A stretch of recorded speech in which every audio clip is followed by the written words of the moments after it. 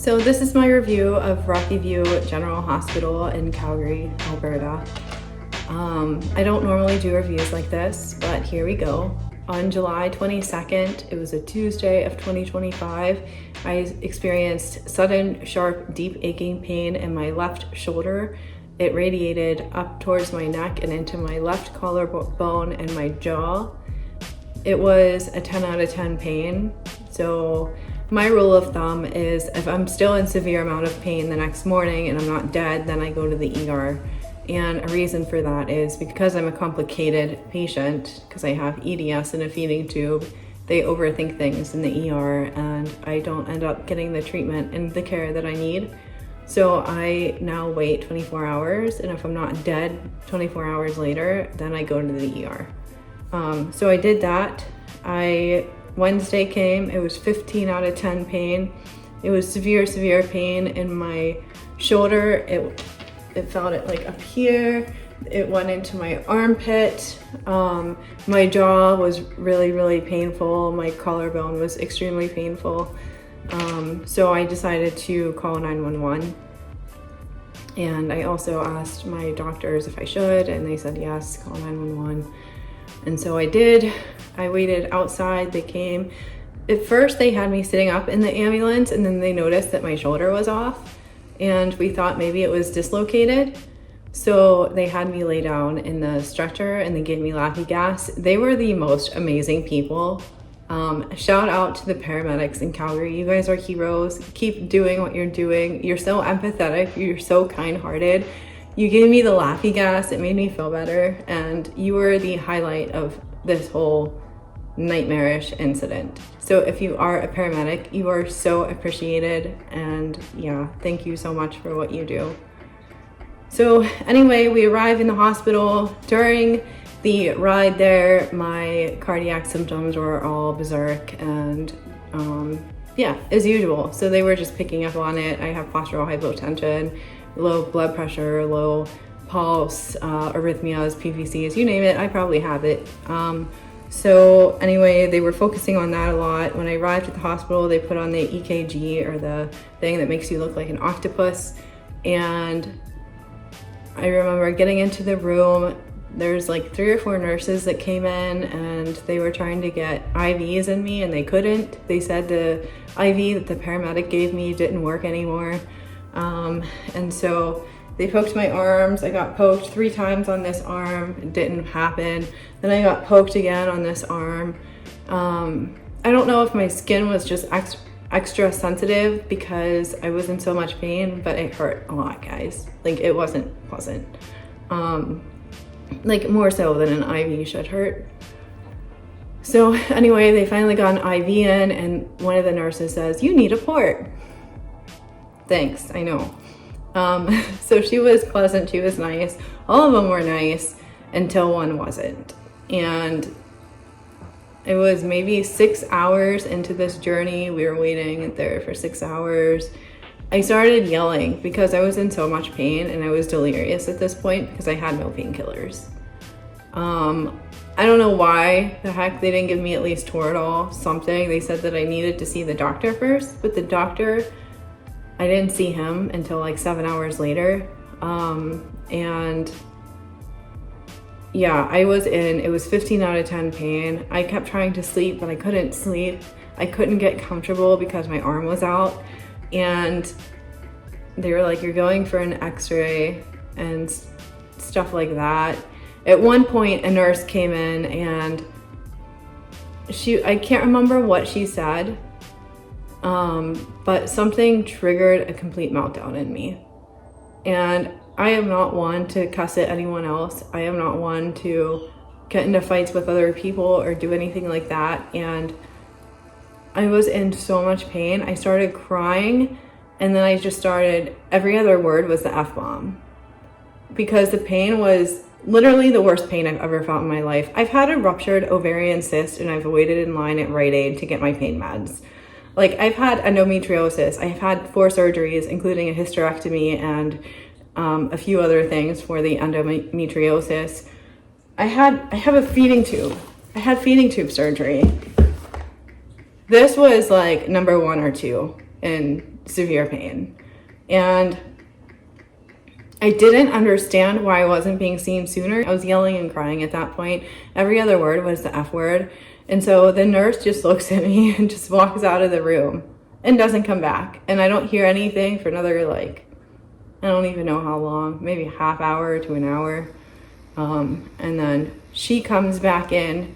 She starts ripping off she's hovering over me saying, "You cannot talk like that to us. We do not tolerate that. That is never okay." And she started like very, very aggressively ripping off the EKG, and she pulled my feeding tube with it. And so that hurt.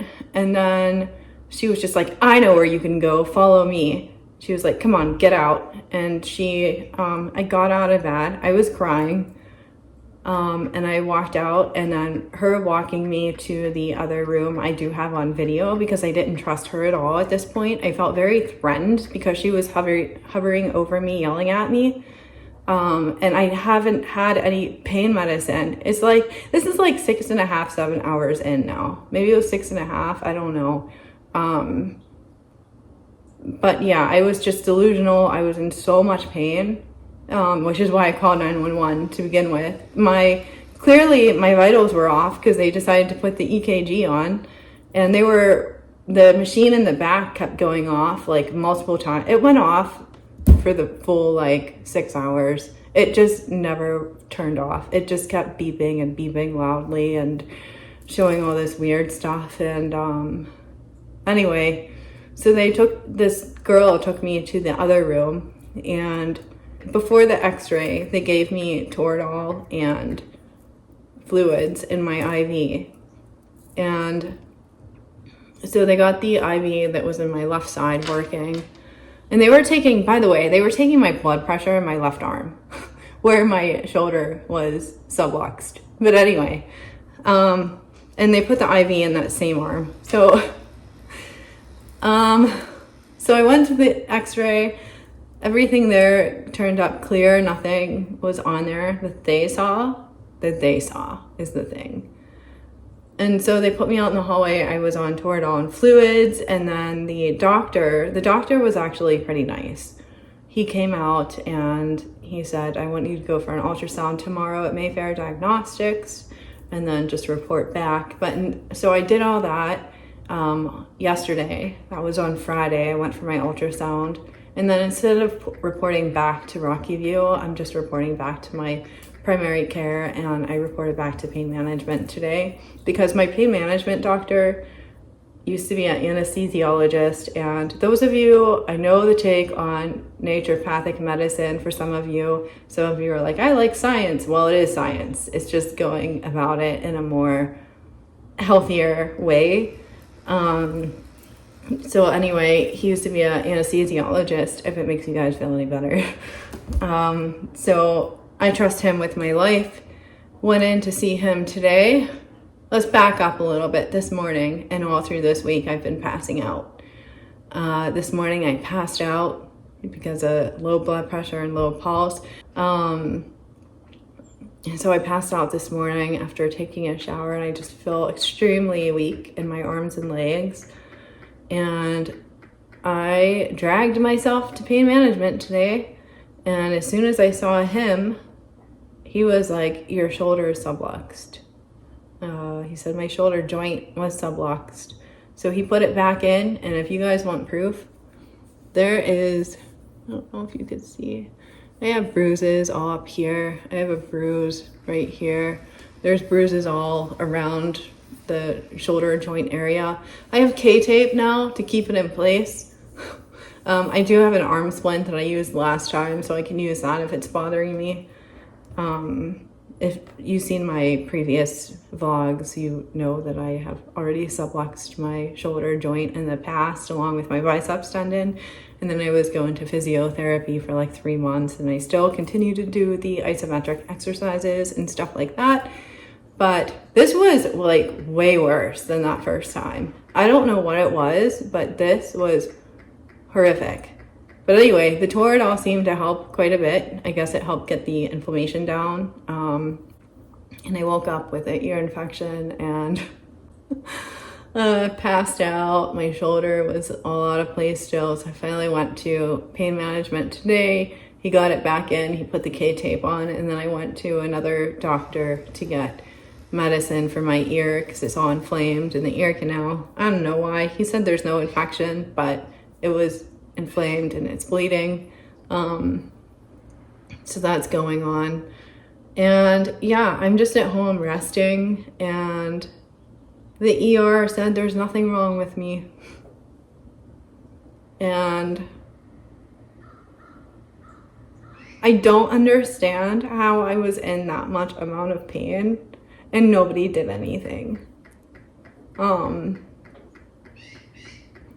I called 911. I did everything I was supposed to do, and I didn't get relief until 8 hours later. They gave me Toradol, and then today I actually had it put back into place. Thank God for Dr. Reddy, everyone.